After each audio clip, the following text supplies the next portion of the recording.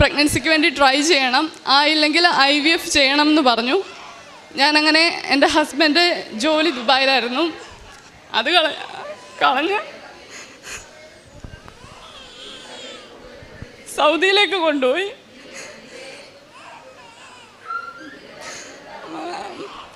അവിടെ 6 മാസമായിട്ട് 5 മാസമായിട്ട് എനിക്ക് പ്രഗ്നൻസി ആവാതെ ഞാൻ അവിടെ ഒരു ഡോക്ടറിനെ കാണിച്ചു.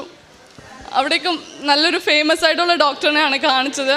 അപ്പോൾ ആ ഡോക്ടറിനോട് പറഞ്ഞു, നീ ഒരിക്കലും നോർമലായിട്ട് പ്രഗ്നൻ്റ് ആവില്ലെന്ന് പറഞ്ഞു. ഞാൻ ഒരുപാട് വട്ടം ആ ഡോക്ടറോട് എടുത്തെടുത്ത് ചോദിച്ചു, എങ്കിലും എൻ്റെ മനസ്സിൽ വിശ്വാസം ഉണ്ടായിരുന്നു ഞാൻ ഇവിടുന്ന് ഉടമ്പടി എടുത്തിട്ടാണ് പോയതെന്ന്.